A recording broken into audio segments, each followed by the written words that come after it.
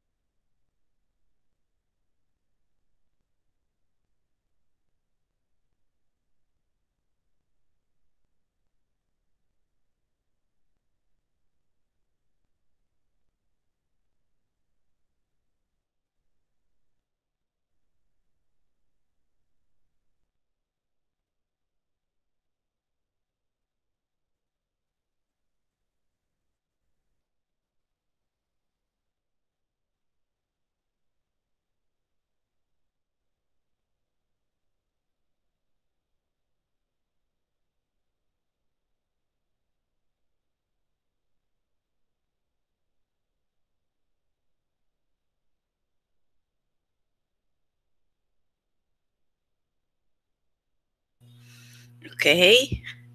Marami-rami na tayo. 14. 14 na.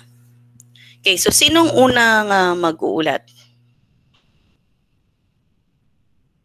O magbabahagi? Ina Criselda po at si Isagani. Okay, so andito na ba si Criselda? Para hindi masayang, sige Isagani, kahit 6 na minutos pa, umpisahan na natin para hindi naman masayang ang load ni Isagani. Isagani, maaari ka na mag-umpisa at pagkatapos ay kung una man si Criselda, ikaw na lang mauna sa bahagi mo dahil ayoko namang masayang ang ang load mo, nakapasok ka na ng una. Okay? Is it okay? Okay lang, Isagani?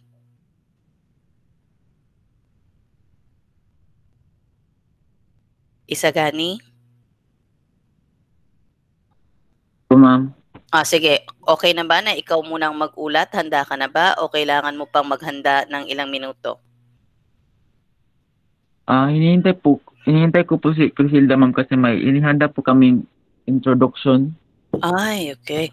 Wala kay Sherilyn pala? Opo. Okay. Kami.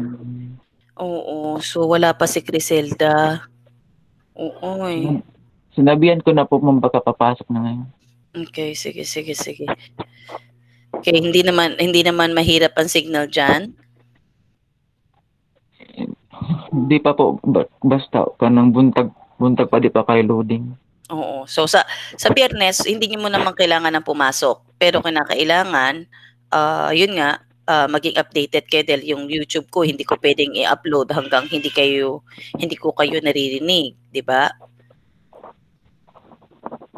So, hintayin muna natin. Anong oras kaya siya? 7:10 na. 4 minutes na lang. Isagani, with or without mamayak ni Criselda, pag umabot ng 7:15, start na lang tayo.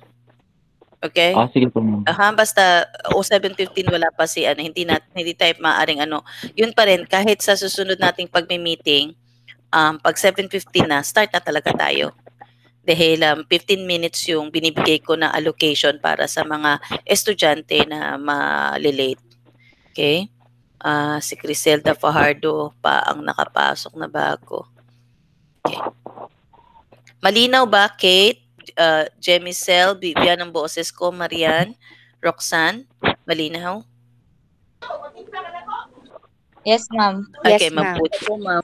Okay, so anytime tatanungin kayo ng tagapag-ulat o tagabahagi ng aralin kung ano ang inyong mga natutunan at yun ang inyong semi-final na oral na participation.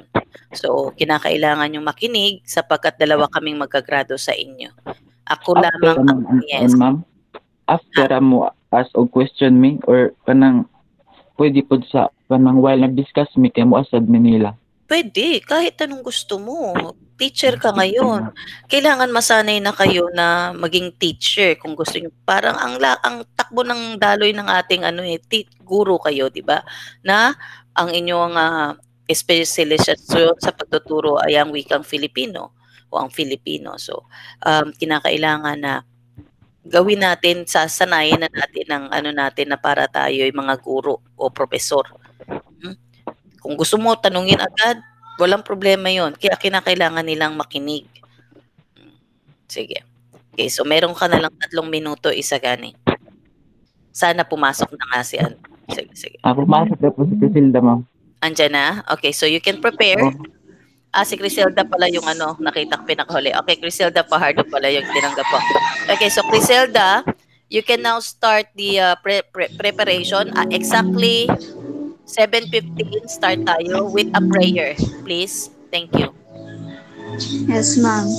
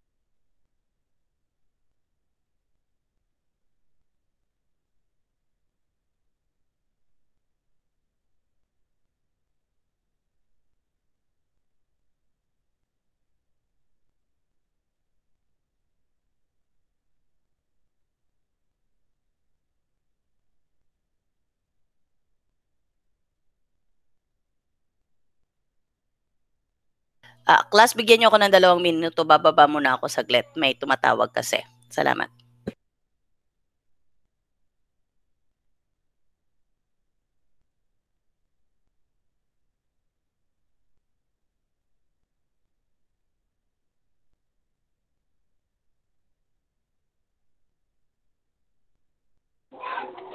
Dili pa ta complete diri sa 1, 2, 3, 4, 5, 6, 7, 8, 9, 10, 12, 13, 14.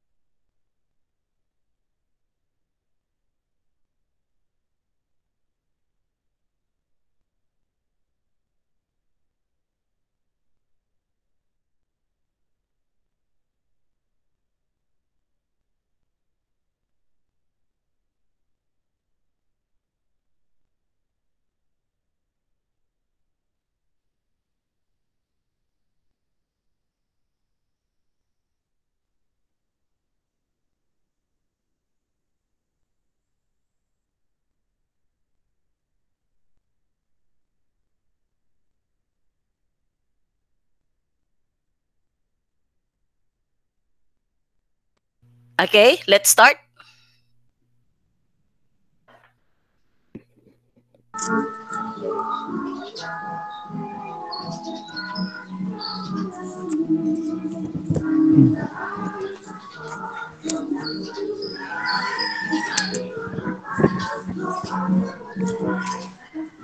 Ang wika ay susi ng puso at diwa, tuloy ng tao at ugnayan ng bansa. Magandang umaga mga kabaf 1A. Magandang umaga din sa iyo, Ginang Loyla. Magandang umaga. Andito tayo sa pinakaunang bahagi ng ating talakayan ukol sa wika. Ngunit bago ang lahat ay pakinggan muna natin ang boses ni Ginoong Silvano para sa kanyang inihandang panalangin. Sa ngalan ng Ama, ng Anak, Espiritu Santo. Panginoon, dito naman po kami, nagtatagbong virtual. Nagpapasalamat kami sa mga biyayang ipinagkaloob niyo sa amin. Nagpapasalamat kami na sa kabila ng lahat ng mga pagsubok, lalong-lalo ng pandemya, nagawan pa rin namin ng paraan na makapagtagpong virtual dito upang hindi masayang ang mga panahon na lilipas at mayroon kaming matututunan. Nawa sa araw na ito ay bigyan mo kami ng lakas ng loob na harapin ang mga pagsubok at marami kaming matututunan pa at nagpapasalamat din kami sa mga pagsubok na ipinagkaloob niyo sa amin dahil sa mga pagsubok na iyon, hindi lang namin nararanasan ang hindi lang kami nakaramdam ng kawalan ng pag-asa o anong bang kalungkutan, kundi natuto kaming lumaban na ipagpatuloy ang nasimula namin. Nawa sa umagang na ito ay gabayan niyo po kami at bigyan mo kami ng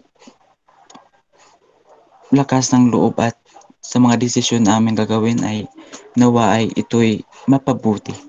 Sa ngalan ng Ama, ng Anak, ng Espiritu Santo. Amen. Ngayon ay formal nating sisimulan ang pakay ng ating pagtatagpong virtual.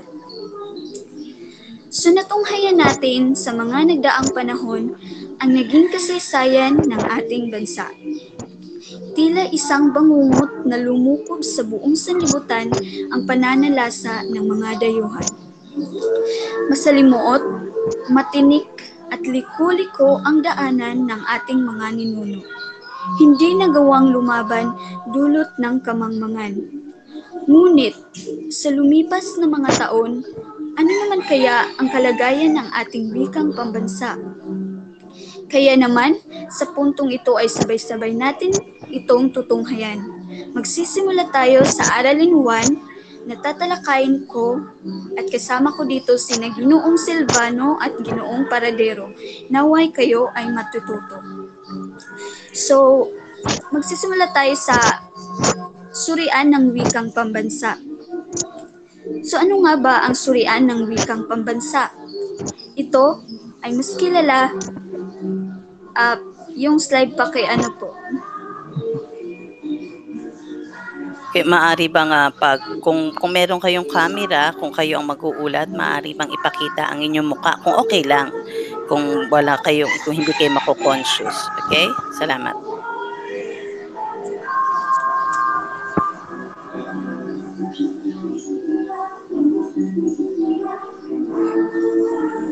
Yung slide. Si ano yun? Sherilyn, ang slide please.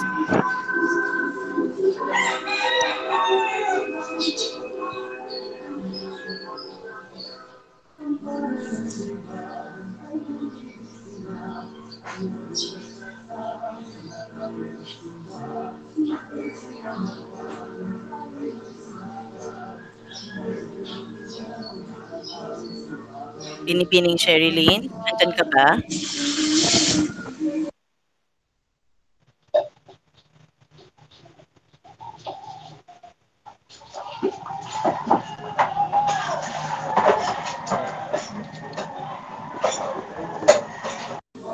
So, magsisimula tayo sa surian ng wikang pambansa. Ang surian na ito ay mas kilala bilang SWP na itinatag alinsunod sa Batas Commonwealth bilang 184 na nilagdaan ni Manuel L. Quezon sa kaniyang kapanahunan o noong siya ay naging Pangulo ng ating bansa. Ito ay naganap noong Nobyembre 13, 1936. So ano nga ba ang surian na ito? Ano ang mga laman nito? So ito ay isang samahan. Na sinasabing Tagalog ang gawing batayan ng wikang pambansa upang magbuklod at magkaisa ang mga Pilipino sa gitna ng pagkakaiba-iba ng pinagmulan at pagkakaiba-iba ng pagkakakilanlan. So sinasabi ng surian nito na Tagalog ang siyang nararapat na gamitin bilang wikang batayan ng ating bansa. Gumawa ng malawakang pag-aaral sa mga katutubong wika sa Pilipinas pagkatapos ng ginawang pagsusuri. So ibig sabihin, pag-aralan nila kung ano-ano ang mga katutubong wikang ginamit sa bansa. Mga katutubong wika. So para sa iyo, Binibining Giselle. Andiyan ba si Binibining Giselle? Oo. So magbigay ka ng ilan sa mga katutubong wikang ginamit ng ating bansa.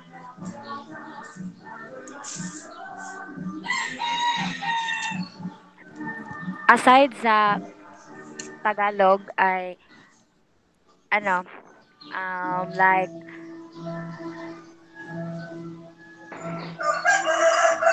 like Cebuano Mm. and Ilocano nga language, I mean wika ay like pila ka buok. Kahit ilan sa ano lang, maalala mo. Maalala. Bicolano. Yan lang. So yan lamang, so yan ang ilang mga wika o katutubong wika na ginamit sa ating bansa. So ngayon ay gumawa ng mga pag-aaral ng mga katutubong wika at pumili ng isa na magiging batayan ng wikang pambansa. So ibig sabihin, matapos ang ginawang malawakang pag-aaral sa mga katutubong wika, ay pipili na sila ng magiging batayan ng wikang pambansa. At yun nga, sa gitna ng mga pangyayari, sa gitna ng mga pagsubok na napagdaanan ng surian na ito ay napagtagumpayan nila na Tagalog talaga ang gagawing batayan ng wikang pambansa. So ngayon ay dadako tayo sa pangunahing layunin. So, ang mga nabanggit ko na pangunahing layunin dyan ay parang natatalakay ko sa kahulugan. So ngayon ay bibigyan ko ng kahulugan ang lahat. So ibig sabihin lamang niyan sa mga nabanggit ko na pangunahing layunin ay itinagubilin ng Pangulong Manuel L. Quezon ang isang surian ng wikang pambansa o isang OSWP na siyang gagawa ng isang pag-aaral ng mga wikang katutubo sa Pilipinas sa layuning makapag-unlad at makapagpatibay ng isang wikang panlahat na batay sa isang wikang umiiral at ito ay ang Tagalog. So ngayon ay magtatanong ako. Ang tanong, bakit nga ba nila naisip na gawing batayan ng wikang pambansa? Bakit nila naisip na Tagalog ang siyang gagawing wikang batayan ng ating bansa o ng wikang pambansa? So para sa iyo, Ginoong Arias, dito ba si Ginoong Arias? Yes. So para sa iyo, bakit kaya naisipan ng mga taga-Suri na gawing na Tagalog ang siyang gagawing wikang pambansa? Kay kanang wait lang ha. Dahil para sa mga tao ito ay madali matutunan. Pwede. So pwede dahil ang Tagalog ay mas madali siyang matutunan. Para naman sa iyo, Kansansyo. Binibining Kansansyo. Bakit Tagalog ang siyang nagiging batayan? Para sa iyo, bakit kaya naisip nila na ito yung gagawing wikang batayan? Para sa akin, Tagalog ang naging batayan dahil para sa kanila mas lalong magkakaintindihan at magkakaunawaan at may malaking posibilidad na may magaganap. Oo, pwede.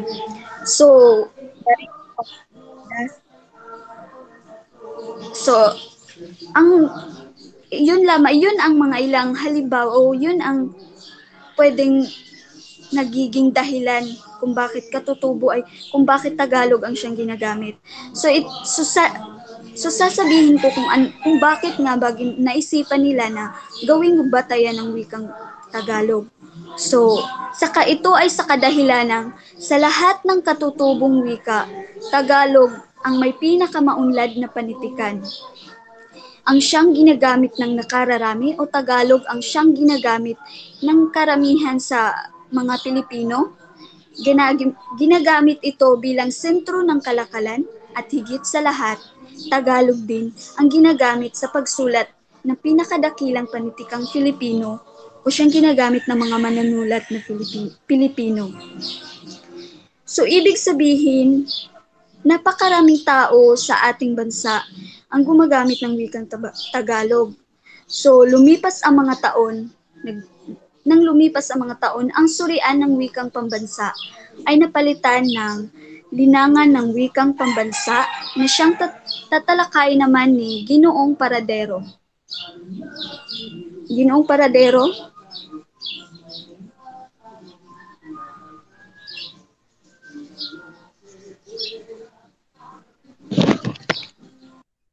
So, ang linangan ng wikang pambansa alinsunod sa kautosang tagapagpaganap bilang 117 noong Enero 1987 nilagdaan ni Pangulong Corazon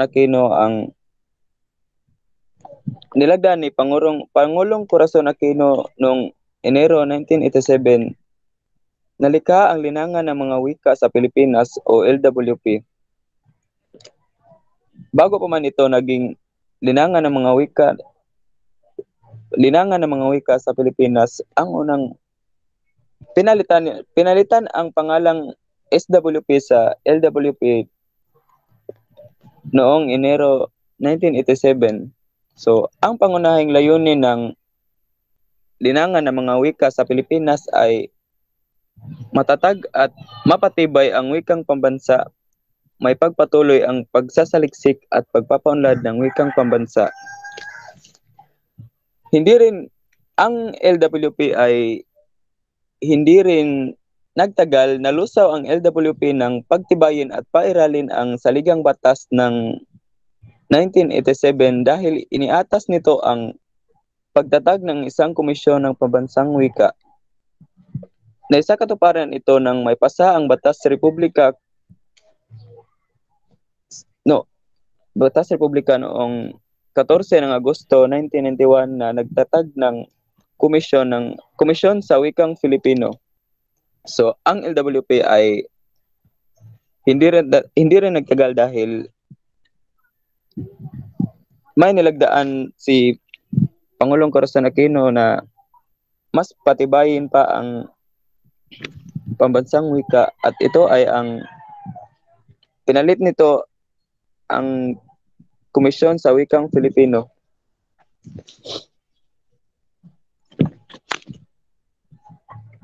So, ang sunod na magpapatuloy nito ay si Ginoong Isagani Silvano.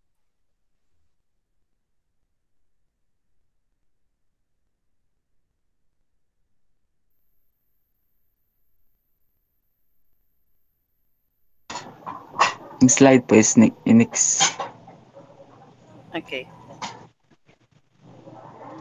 So, tapos nang natalakay ang surian ng wikang pambansa, maging ang linangan ng wikang pambansa. Ngayon naman ay dadapot tayo sa Komisyon sa Wikang Filipino.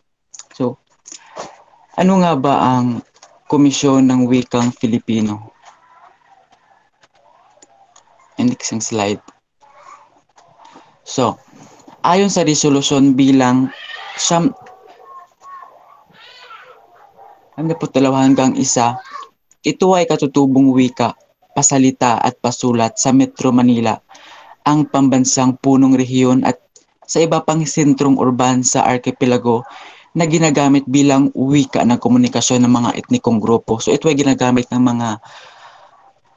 bilang wika komunikasyon. Kaya para sa iyo, Kit Mata, nandyan ka ba?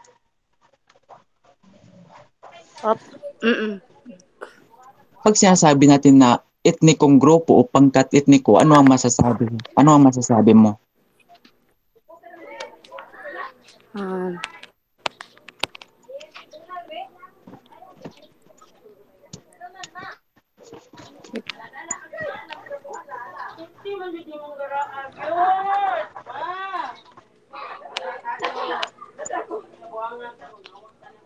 Ito ang grupo ng mga Pilipino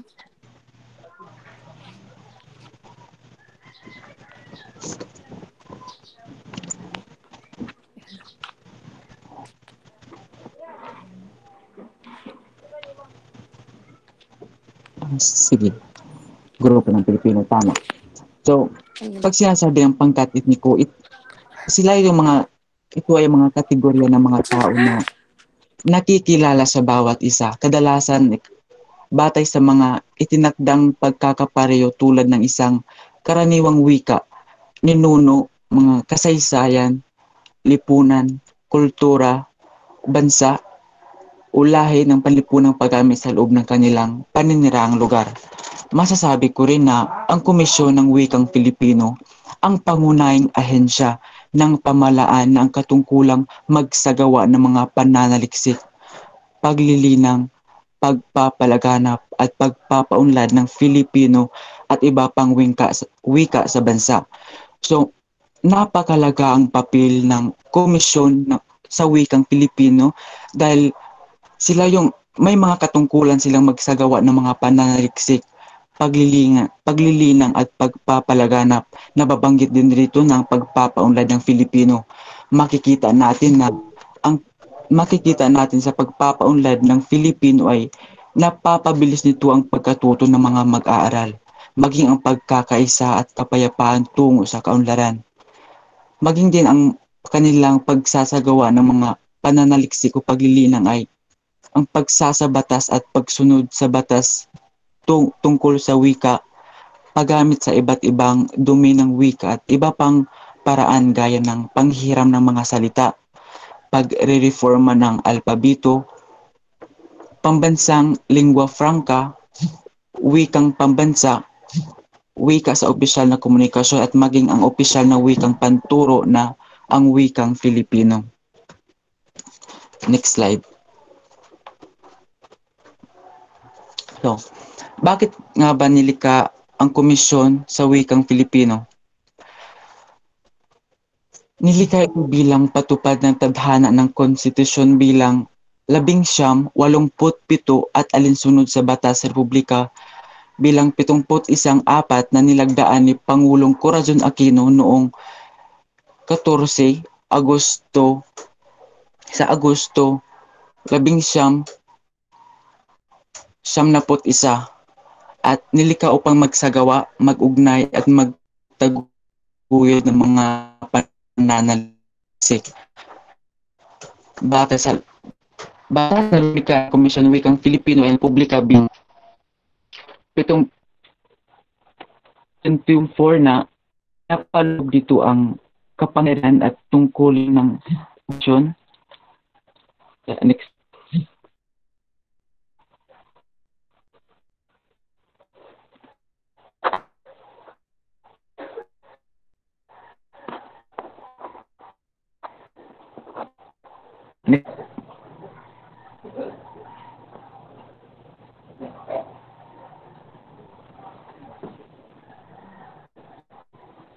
So, ito ang kapangyarihan, gawain at tungkulin ng Komisyon ng Wikang Filipino o KWF.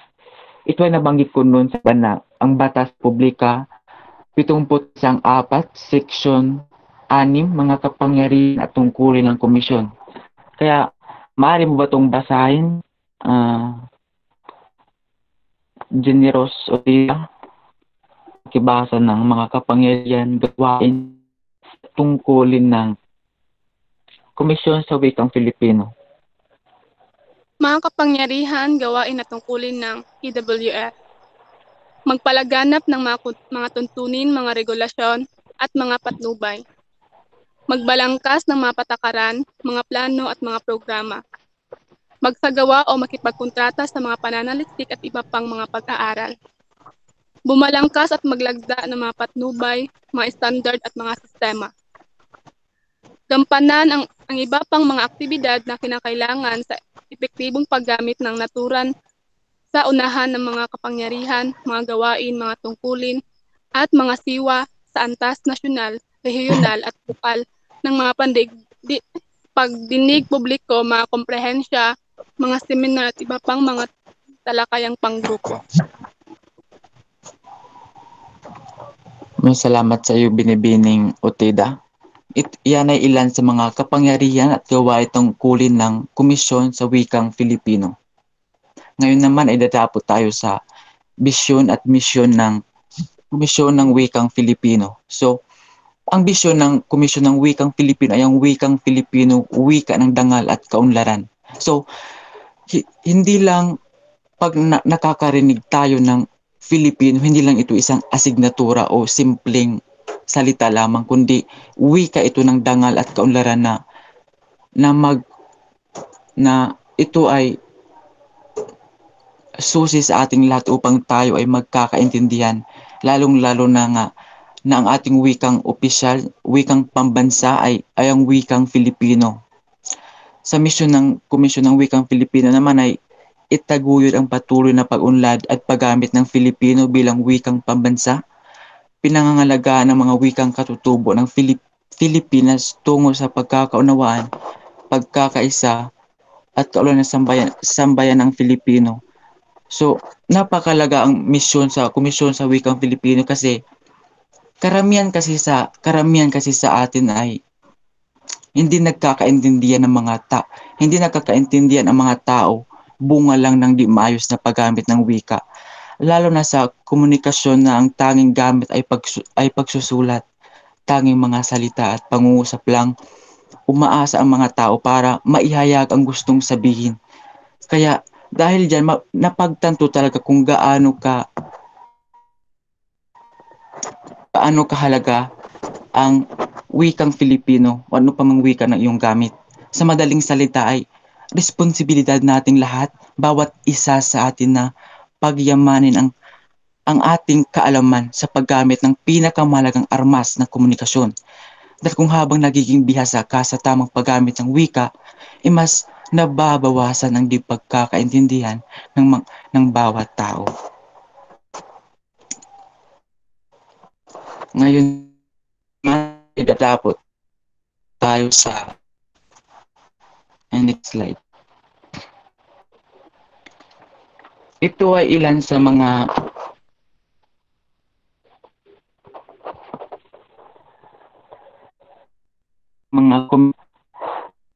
kang Komisyon sa Wikang Filipino ni Cecily Lopez, 1955, binigyan linguist ang pinasigla ng pabagong linguistikong pag-aaral sa wikang pambansa at ang katutuwika sa Pilipinas. Ni Jose Villa Panganiban, pinagtuunan ng pansin ang pagpapaunlad ng wika, nagbawas ng pasan at responsya ng opisyal ng bansa, binalikat ang pagsalin at analiksik, nailataang English Tagalog Dictionary at nimulan ang talasalita ng 8 pangunahing wika sa Pilipinas. Next.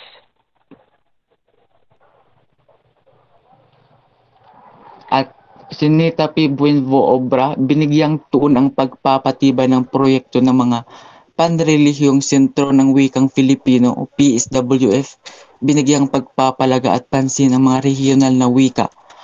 At maging si Ricardo Maria Durano Lasco, nakatuon ang commitment ng multilingual na adhikain. So, para mas maintindihan ang kasaysayan ng ang surian ng wikang pambansa, linangan ng wikang pambansa at komisyon sa wikang Filipino,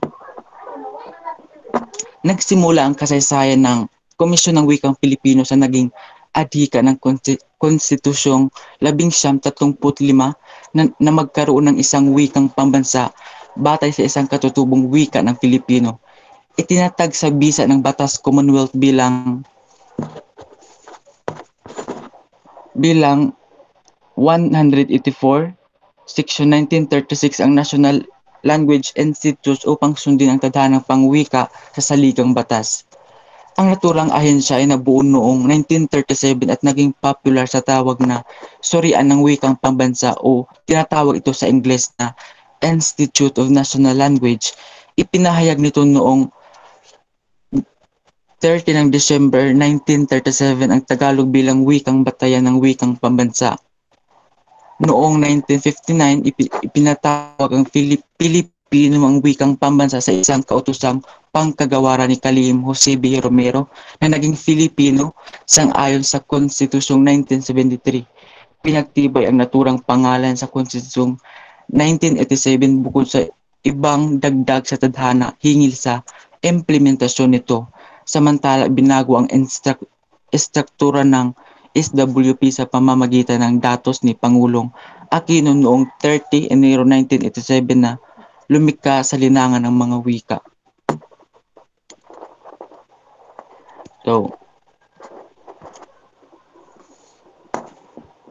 So, yan lamang po ang aming ulat. Ngayon ay dadako tayo sa aralin to na pinamagatang ang ebolusyon ng alpabetong Pilipino na tatalakay ni na Jenny Rose Utida at ni Sherilyn Machaong. Magandang umaga sa lahat. Okay, magandang umaga muna, Otida. Saglit, bigyan mo muna ako ng 5 minuto para mabigyan po na lamang ang tatlo sa ating nagbigay at nagbahagi ng kaalaman. Okay? Para matapos sila, tapos sunod kayo. Okay lang? Okay. Okay. Okay, so binabati ko kayo, Binibining Criselda Fajardo, Ginoong Isagani Silvano at Ginoong Charlie Paradero, sapagkat nakita ko ang inyong kasanayan sa pagsasalita. Ang paghahanda ay napakahalaga. Okay? Napakahalaga ang paghahanda. At katulad ng sinabi ko, ang aking bahagi na kung saan ako'y mag-uulat ay i-upload ko sa YouTube. Now, kung mapapansin ninyo class ang kanilang pag-uulat na tinawag nila, binigyan nila ng pagkakataon si Binibining Tanyedo, si Ginoong Arias, si Erica at si Mata, graded kayo. Nakikinig ako. Uminom ako, nakikinig ako, paano kayo sumasagot. So, napakahalaga ang pagsagot ninyo, ang pagsasalita ninyo, sapagkat tayo ay kinakailangan na ang ating wikang gagamitin ay Filipino. Ngunit hindi ko sinasabing yun ay magiging dahilan upang hindi kayo sumagot. Pinakamalaki na score na ibinigay ko ay sa oral is out of 90, it's 89. Okay? And ang pinaka-highest na score sa nag-report out of 95, 90 over 95 is 94. Okay, so binabati ko kayo, and yung inyong ay dadagdagan ko pa. At salamat sa paghahanda. Isagani, kung sakaling maputol ka, huwag kang mag-alala. Okay? But kayong tatlo ay kinakailangan maghanda at ibibigay nyo sa akin, sa aking Gmail account, ang inyong pagsusulit. 1 to 15 lamang, please. Okay, tatlo, Criselda, Isagani, and Paradero. Maraming salamat, and now you can, and you can now proceed, please, Otida. Salamat. Ngayon naman ay dadako tayo sa ebolusyon ng alpabetong Filipino. So, ilan sa inyo ay alam na kung may idea na tungkol dito sa larawan na ito. Ngunit ang iba naman ay nalilito kung ano ba ang itawag dito, alibata ba o baybayin. So, may idea ba kayo tungkol sa ano ang kaibahan ng dalawa? So, may pareho sila ng kahulugan. Criselda? May idea ka ba? Para sa akin ang baybayin ay yan ang unang alpabeto ng ating bansa. Tapos yung alibata naman ay yan ang unang ano ba yun? Teka lang ha.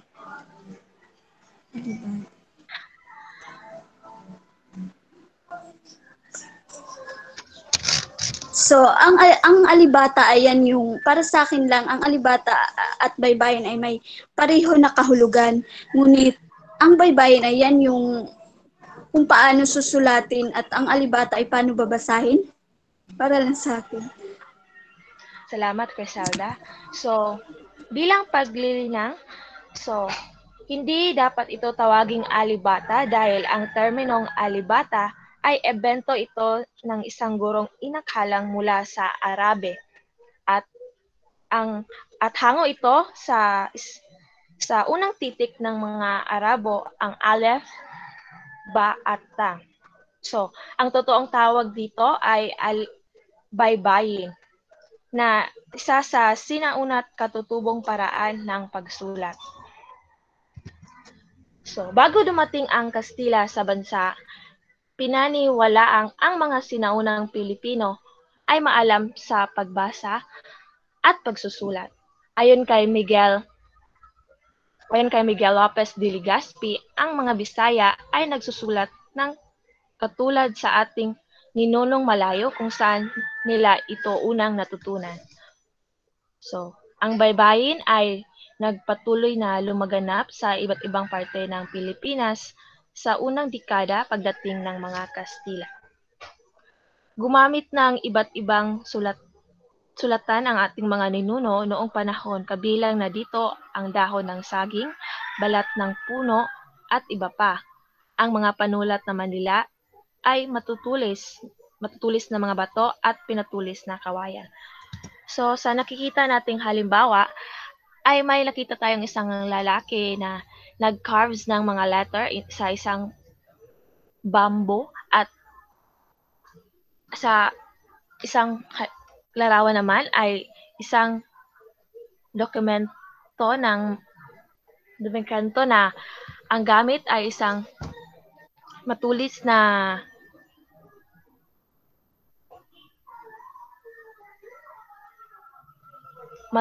bato o pinatulis na kawayan o dagger. So, ngayon naman ay ang pinagmulan ng baybayin. Ang baybayin ay galing sa salitang baybay na ang ibig sabihin sa wikang Ingles ay to spell. Tinatawag itong alibata noong ika-20 dekada ni Paul Versosa. Ayon kay Padre Chereno, isang Kastilang mananalaysay, ang matandang alpabeto o alibata ay pinaghalong kabias ng Malayo, Arabi, Cambodia, China, Siam, Bumayo at India. Pinapatunayan lamang nito na ang ating mga ninuno ay mulat sa pagbasa at pagsulat. Tinuturuan ng mga ina ang kanilang mga supling sa tahanan kung paano magbasa at magsulat, habang ang mga ama naman ay nasa bukirin, nangangaso o nakidigma. Ayon naman kay Jose Villa Panganiban noong 1994, ang alibata o baybayin ay malaganap na ginamit noong 1300 sa mga pulo ng Luzon at Kabisayaan, samantalang Sanskrito naman ang ginamit sa Mindanao at Sulu.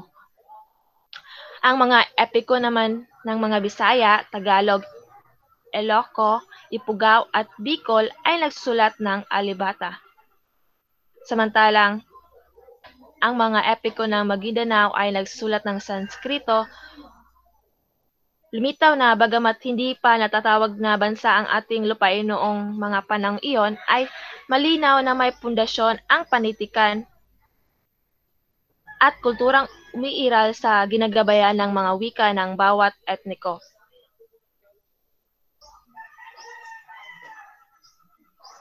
Ang mga hugis ng mga letra ng baybayin ay may pagkakahawig sa sinaunang pagsusulat na kave ng mga taga-Java, Indonesia na itinigil noong ikalabing-apat na siglo, ngunit sinasabi rin ng mga Kastila na pagdating ng mga baybayin sa Pilipinas noong ikalabing-anim na siglo, kaya naman ay mas pinaniniwalaan ng mga Pilipino na ang baybayin talaga nagmula sa Borneo.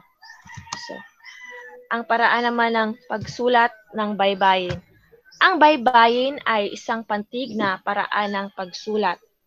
Ibig sabihin, ang bawat letra ay nagre-representa ng pantig sa halip na isang tunog sa modernong alpabeto.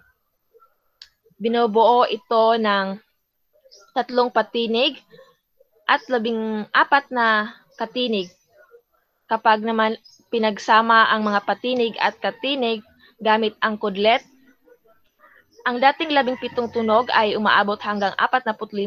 Ang tawag sa pagsusulat nito ay abugida. Ang katinig at kudlit.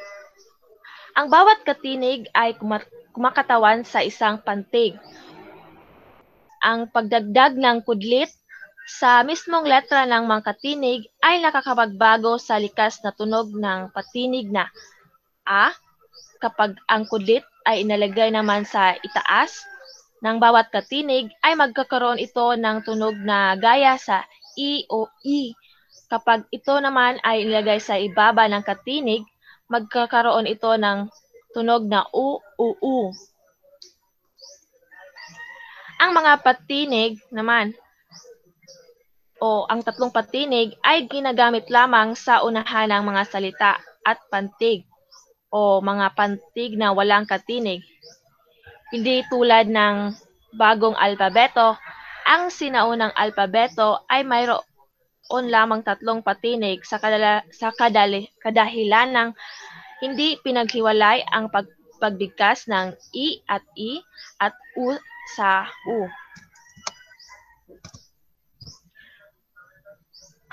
Hanggang sa mga bantas naman, hindi kailangang maglaan ng espasyo sa pagsulat ng baybayin. Sa halip ito ay isinulat ng tuloy-tuloy na daloy at ang nagsilbing bantas lamang ay ang tuwid na linyang patayo, ngunit madalas na hindi na ito ay dalawang linya. Ginagamit ang mga linyang ito upang matukoy ang mga pagtatapos sa mga pangungusap o salita. Sa direksyon naman ng pagbasa, ang pagbasa ng baybayin ay tulad lamang ng paraan sa pagbasa natin ngayon kung saan nagsimula sa kaliwa ang unang salita papuntang kanan.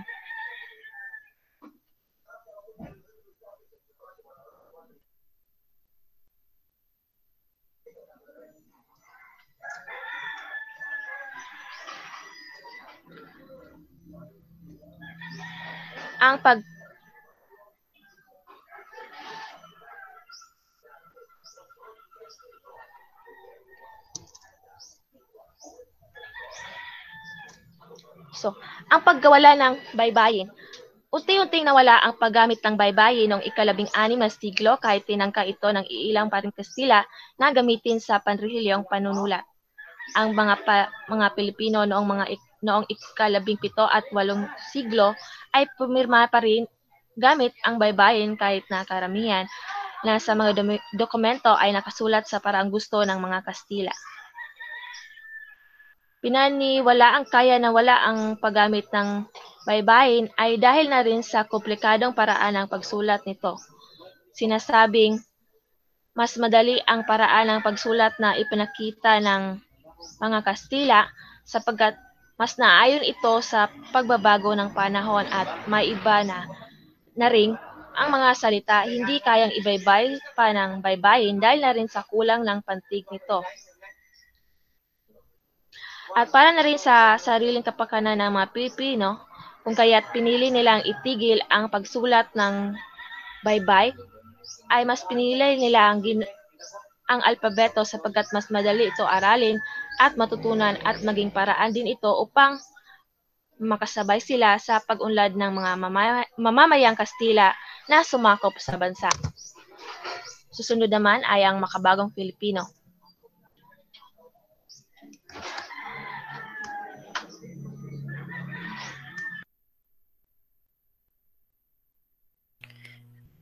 Sinong susunod, Otida? May susunod pa ba na ilan kayo lahat? Ako, ma'am. Okay, so 8:15 kailangan matapos na to siya. Tapos sa Friday na ang continuation. Okay? 8:15. Okay po, ma'am. Okay. Dumako naman tayo sa ang makabagong Filipino o abecedaryo. Ang tatawagin nating bagong alpabetong Filipino ay binago at pinagyamang dating abakada, batay sa kautosang pangkagawaran bilang 81 Series 1987 na Kagawaran ng Edukasyon, Kultura at Sports. Isinasagawa ng Surian ng Wikang Pambansa o Linangan ng mga wika sa Pilipinas na ngayon ang pagreporma sa alpabeto at sa mga tuntunin na palabaybayang Filipino upang maiayon ito sa itinadhana ng Konstitusyon ng 1987 hingil sa patuloy na pagpapayabong at pagpapayaman ng Filipino bilang pambansa at pampahalagang wika at bilang pagtugon na rin sa mabilis na pagbabago, pag-unlad, paglaganap ng wikang pambansa.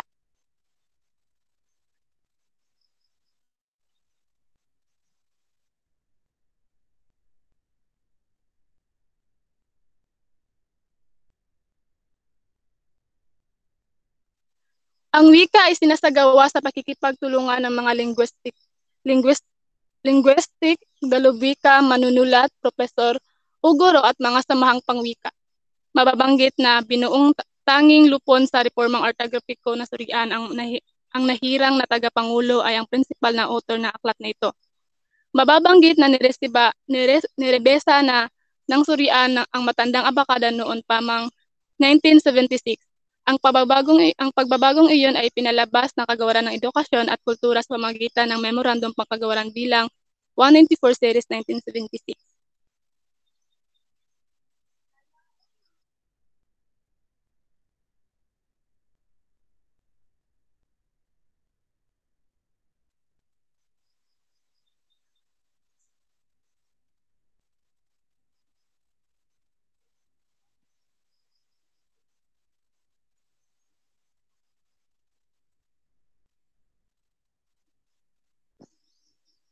So dumako naman tayo sa mga letra ng abecedaryo.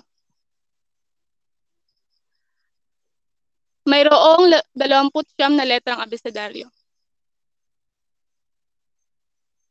So ang pagbibigas nito sa Ingles ay A, B, C, D, F, J, H, I, J, K, L, M, N, O, P, Q, R, S, T, U, V, W, X, Y, and Z. Ang mga patinig ng abecedaryo ay ang E at O. Ang mga katinig naman nito ay ang C, F, L, Q, V, R, Z, at ang C, H, J, N, Y, R, and X.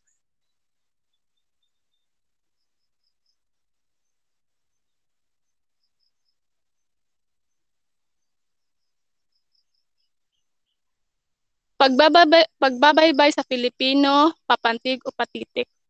Ang pagbabaybay o pag-i-spell sa Filipino ay dapat maging papantig o patitik. Papantig na paraan ng pagbabaybay. So makikita natin kung paano nila binabaybay ang papantig. Pa-pan-tig is equals papantig. Hindi iniisa-isa ang mga litra o titik. Sa papatitik naman ay ganito. Pa-A-T-I-T-I-K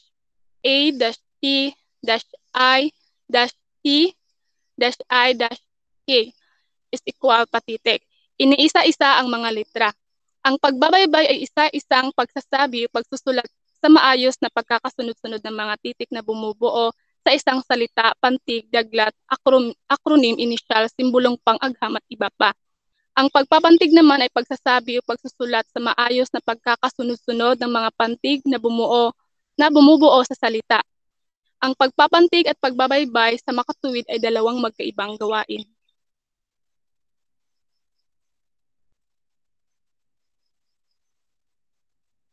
Dumako naman tayo sa ang lumang alpabeto o abakada. Ang abakada ay naglalaman ng 20 katitik. Ito ay isinasakatutubong alpabetong Latino ng mga wika ng Pilipinas. Ito ang orihinal na alpabeto ng wikang pambansa batay sa Tagalog o wikang pambansa. So nandarito din ang mga pangalan ng bawat titik ay nasa loob ng pambanggit. So ang pagbigkas nito ay A, Ba, Ka, Da, ang J ay Ga, H, Ha, Nya, I is I, L, La, M, Ma, N na, ang NJ ay nga, O, P, pa, R, ra, S, sa, T, ta, U, ay U, W, wa,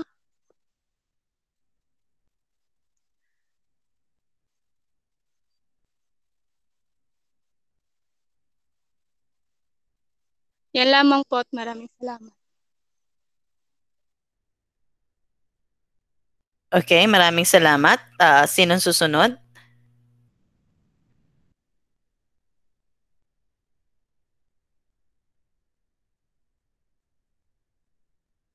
Ito naman ay ang makabagong Pilipino. Sa pagdaan ng mga araw, katulad rin ng makasaysayang ebolusyon ng mga tao, ay nagkaroon din ng pagbabago ang alpabetong ginagamit ng Filipino. Ito ay ang from baybayin na napalitan ito hanggang naging ito ay makabagong Pilipino o tinatawag na o mas kilala bilang alpabeto ng wikang Filipino ang pambansang wika ng Pilipinas. Ito ang isa sa mga opisyal na wika ng bansa kasama ang Ingles. Ang modernong alpabetong Filipino ay binubuo ng 28 na titik kabilang ang titik na payak ng alpabetong Latino na Enye at ang NG. Sa ngayon, ang makabagong alpabeto ay maaring gamitin bilang alpabeto ng mga katutubong wika sa Pilipinas kasama na ang wikang Chabacano, ang Creole ng wikang Kastila. Ito ang ating alpabeto o ang modernong alpabeto ng Pilipino.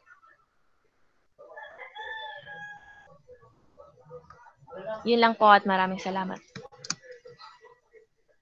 Susunod naman ay ang Aralin 3. Okay. Maaari bang bigyan ninyo ng pagkakataon ang inyong mga kaklase na makibahagi, tawagin kung meron kayong tanong pagkatapos ng pinakahuli, no? Aralin 3, maaari bang tanungin ng iba dahil para magkaroon kayo ng interaction. Kasi ang nagka-oral pa lamang ay 5. Maliban dun sa isa, 4 lang. Maliban dun sa isa na pinabasa lang ni Ginoong Isagani kanina, 4 lang ang may grado. I'm hoping na matawag pa ang iilan. Pagkatapos ng pinakahuli na mag-uulat, maaari bang tawagin ni mo o Tida, tumawag ka ng iilan, tapos sunod ikaw, sunod yung isa. Okay, please? Thank you.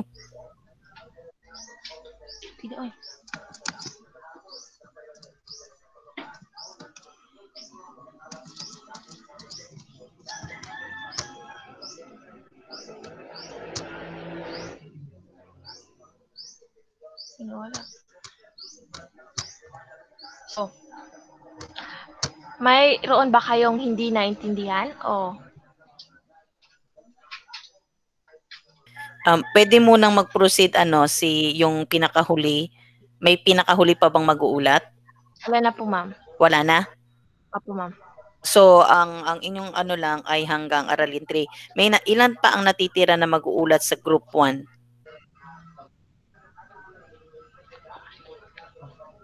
Ilan pa ang hindi na nakaulat? Marami-rami kayo. 10 kayo, di ba? 15? So, Ano po, yes, Criselda. Yung nabahagi na talakay po ngayon ay Aralin 1 and 2. So, may Aralin 3 and 4 pa, ma'am. Tas, sa Aralin 4, may mga subtopics pa. So, ang Aralin 3 ngayon, pwede pang mahabol. May konti pang oras. Ang Aralin 4, ngayong Friday na, pero sila lamang yung sasali dahil ang Friday group na ang aaten. Okay? So, ang Friday group ang aaten, pero yung reporters sa Aralin na matitira ay kasali sa meeting sa Friday. Okay? So, yung hindi natawag, bibigyan ko kayo ng sarili ninyong oral na mga tanong, pero yung mag-uulat ngayon, as much as possible kung pwede isali sila. Okay, salamat. Ano yung apelido mo? Ang nakopya ko lang is si Otida. Sino yung sumunod? Si Otida lang ba yun? Matiaong po, ma'am. Okay, Sherilyn. No? Si Sherilyn nga. Sige, salamat. So, sino susunod, please? Kami po, ma'am.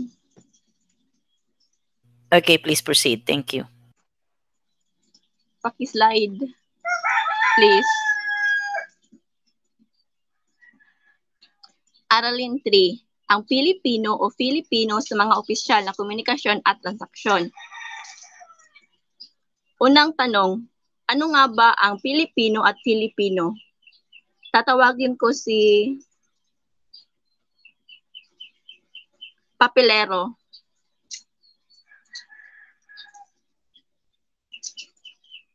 Papelero? Wala ba siya? Yes, sorry kay na di ko Okay ra. Ano nga ba ang Pilipino at Filipino? Para sa akin yung Pilipino ay yung wika na yung ating wika na ginagamit natin at yung Filipino yung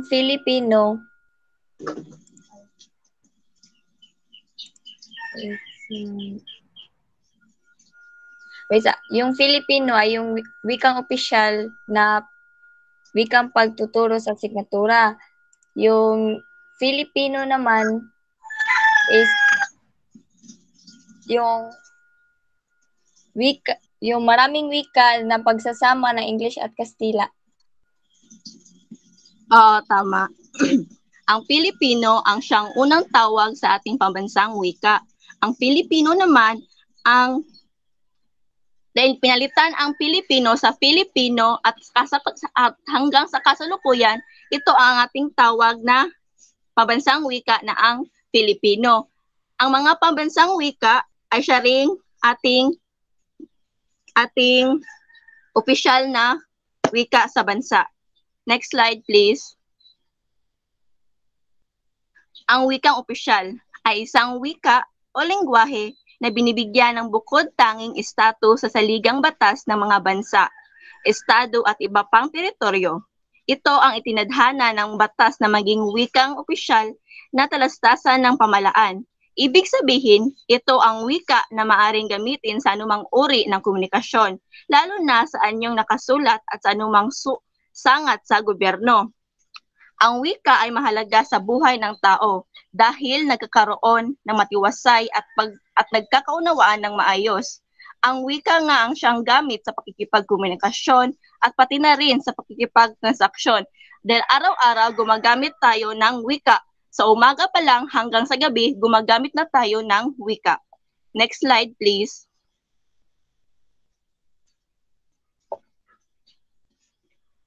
Sapagkat ang pagpapaunlad at pagpalaganap ng wikang pambansang Pilipino ay tinadhana ng saligang batas at batas ng Commonwealth bilang 570 ay isa sa mga pangunahing layunin ng pangasiwang ito.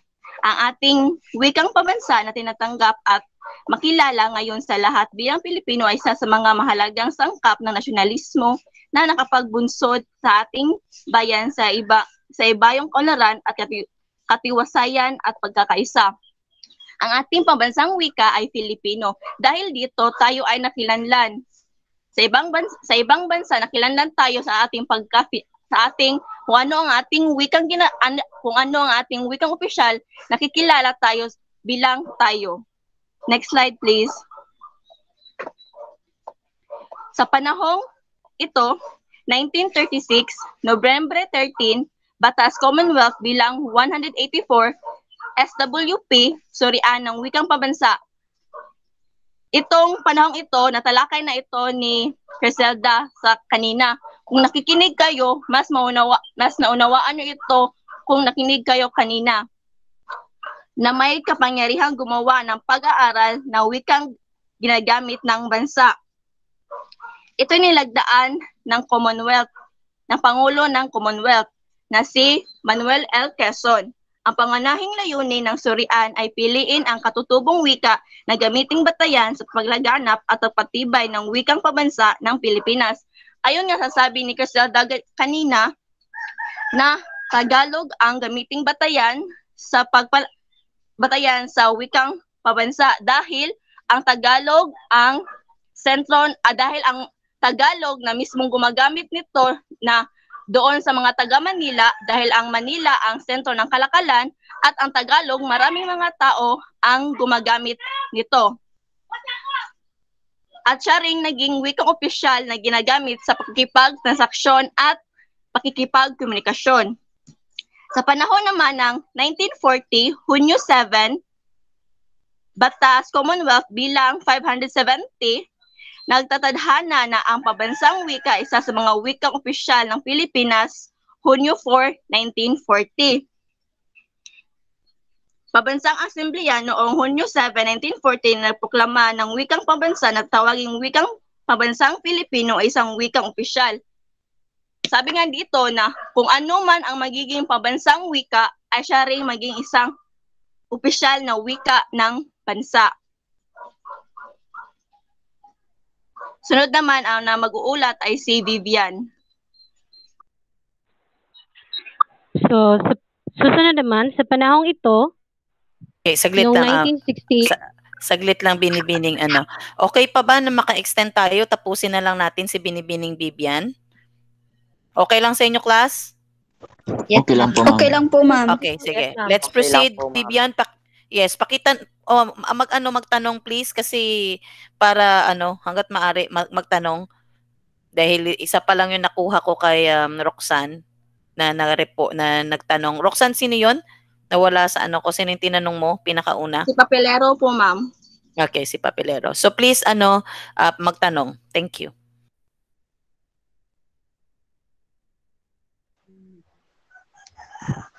sige. Sa susunod naman, sa panahong ito, noong 1968, Agosto 6, katusang pagganap bilang 187, nag-aatas sa lahat ng kagawaran, kawanihan, tanggapan, na gamitin ang wikang Filipino. So, ibig sabihin, na hanggat maaari sa linggo ng wikang pambansa at ito sa lahat ng opisyal na komunikasyon at sa pamahalaan. So, sa panahon, susunod naman, 1971, bilang 30, nagpapanali or restore sa SWP or Surian ng Wikang Pambansa at nililiwanagang mga kapangyarihan at tungkulin nito. So, ito ay nilagdaan ni Pangulong Marcos na nagpanauli sa surian ng wikang pambansa. Next slide, please.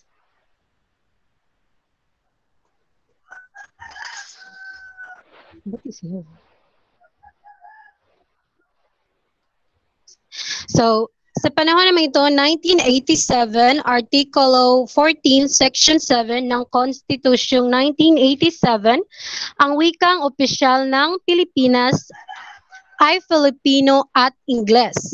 Dapat itagud ng kusa at optional ang wikang Kastila, Arabic at wikang panrehiyon. Sa mga layunin ng komunikasyon at pagtuturo, mga opisyal ng Pilipinas ay Filipino. At hanggat walang ibang itinatadhana ang batas, Ingles ang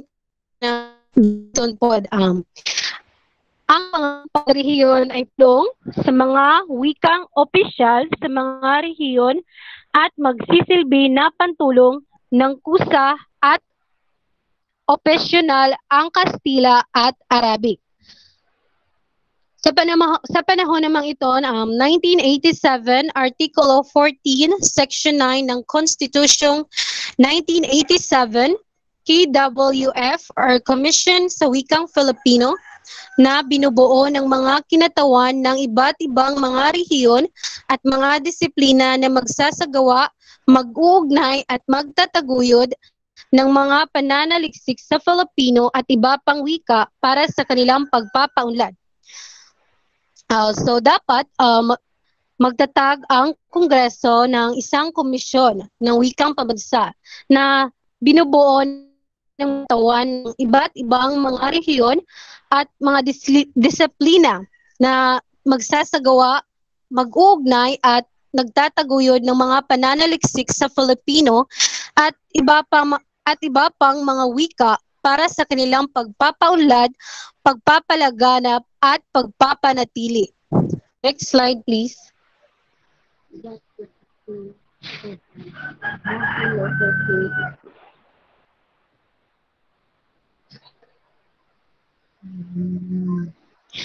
So, 1988 naman, Agosto 20, kautosang tagapagpaganap bilang 335, nagtatagubilin sa lahat ng departamento, kawanihan, tanggapan at ahensya at kaparaanan ng pamahalaan na gumawa ng mga kinakailangang hakbang para sa paggamit ng wikang Filipino sa mga opisyal na transaksyon, komunikasyon at korespondensya.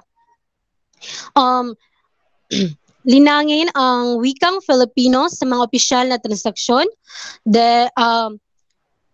magtalaga ng mamahala sa lahat ng korespondensyang nasa Filipino, magsalin sa Filipino ng mga pangalan, maisa Filipino ang panunumpa sa tungkulin, maging bahagi ng pagsasanay sa mga kawani. Ito ay nagtatagubilin sa lahat ng sangay ng pamahalaan na kung saan gamitin sa mga opisyal na transaksyon ang wikang Filipino. 1989, Section 9, kautosang pangkaran bilang na lahat ng opisyal ng DEX or Department of Education Culture na isa katuparan ang kautosang tagapagpaganap bilang 335 na nag-utos na gamitin ang wikang Filipino sa lahat ng komunikasyon at transaksyon ng pamahalaan. Ipinalabas ng kalihim Isidro Casino ng Edukasyon, Kultura at na palakasan ang kautosang pangkagawaran bilang 21 na nagtagubilin na gamitin ang Filipino sa pagbigkas ng panunumpa ng katapatan sa saligang batas at sa bayan natin. Yun lang po, ma'am. Salamat. Okay, so parang parang nag-aano kayo yung ang inyong report ba? Para kayo nagtatalumpati. But so ang aking puna katulad rin na may paghahanda, may mangilan-ngilan lang na parang direktang o talagang direktang binabasa sa sa inyong slide. Katulad ng aking binanggit yung kumbaga kahit na ipinost nyo sa slide, meron kayong mga idinaragdag na mga kaalaman o kaya sa sarili nyong pangunawa nyo ibinabahagi ang pagpapaliwanag. Ngunit, ganun pa man, nagpapasalamat ako at kayo'y handa sa inyong pag-uulat. Ngayon, 5 lang ang naka-oral at yung mga susunod na mga reporters na natitira, I think meron pang 10, no? Parang, maaari bang kung halimbawa, mag-start tayo na alas 7, kung dire-diretso tayo, pero kinakailangan matawag naman yung Friday group. Okay? So, yung mga natira dun sa Monday group na hindi natawag ay private message ko sila within this week bago mag-Friday para sa kanilang oral participation. So, gagamitin nila, i-record din nila ang kanilang salita. Kasi ang babasihan ko paano sila sumagot gamit ang wikang Filipino. Okay, so makakatanggap kayo ng boses ko, magtatanong ako sa mga natitirang hindi naka-oral. Now, yung mga nakatawag kanina na nag-report o nagbahagi, maaari bang bigyan nyo ng grado yung inyong tinawag? At ako, nagbigay na ako sa aking bahagi, sa aking parte. Kayo naman, dahil i-divide natin yun. Ngayon, ang gagawin natin, yung 5, yung 3,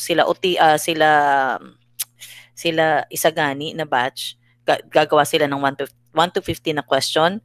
Sila Otida na batch at saka si Sherilyn. Gawa sila ng 1 to 15. Kayo na batch naman, ikatlong grupo na nag-ulat, gagawa kayo ng 1 to 20. So that is 1 to 15 na question. Bibigay nyo sa akin, iwawasta ko kung tama ba ang inyong pagka-construct ng mga tanong. Ibibigay nyo rin sa akin ang inyong mga answer key. At ako na bahala paano ko gagawin ang mga tanong na yun, kung nararapat bang ibigay o hindi. Ang deadline nito will be tomorrow ng gabi. Dahil i-upload ko to sa Google Classroom para sa inyo lang na grupo, sa inyo lang lahat ng umaten na nandito. I hope na nag-check attendance. Nag-print screen ko, nag-atas ako na may mag-check attendance dahil may iba na nag-left na. Dahil naubusan na siguro ng load. So, kung maaari, dahil yun lamang ang uploadan ko ng mga pagsusulit. Okay, so kung halimbawa nabilong mo sa group, sa Friday group, meron pa rin kayo kasali kayo dahil ano kayo dito, pero hindi lang kayo kasali sa oral. Okay, so congratulations. On Friday, start tayo ng 7:10 and hopefully matapos natin. Okay? May tanong ba? Uulitin ko, ngayong grupo na to, Monday group hindi a-attend sa Friday group. Pwede rin kayong umattend pero hindi kayo kasali sa oral. Okay? Pero yung magre-report na ngayong Monday group, magre-report sila sa Friday. Mapipilitan talaga silang umattend or tatapusin nila dahil yun yung semifinals nating coverage. Yung mga ako mismo ang magbibigay sa inyo ng mga bahagi na inyong pag-aaralan dahil ayoko namang mawanding ang mga utak ninyo kung saang-saang lupalop ng ano. Pero papaalam ko lang sa inyo, patapos nito mamayang gabi, upload ko na itong video na ito para mapag-aralan ng Friday group at kayo rin. Dahil ito yung magiging bahagi nating examine sa December 14 and 15 nating semifinals. Supposed to be semifinals week ngayon. Hindi ako sasali. Sunod na linggo ako. Okay? So maraming salamat. Maaari bang i-on ninyo ang camera kung sino ang available? Okay? Para for picture-picture. Okay, so okay, lahat na. Okay. Tingnan natin. I-ano natin. Lahat ay lahat naman what do you call that? Okay, kita na lahat. Thank you. Sige, 1, 2, 3, smile. Ikaw, Isagani. Nakita ko na si Arias. Okay, 1, 2, 3, smile. Good morning. Okay, so have a good day and see you on Friday. Plus yung reporters ngayon na semifinal. Okay? Gusto ko marinig. Excuse me, ma'am. Yes. Pahardo. Ilan po yung perfect score sa nagpa-participate? Ang oral is 90/90. Okay, ma'am. Highest score. Thank you. Goodbye.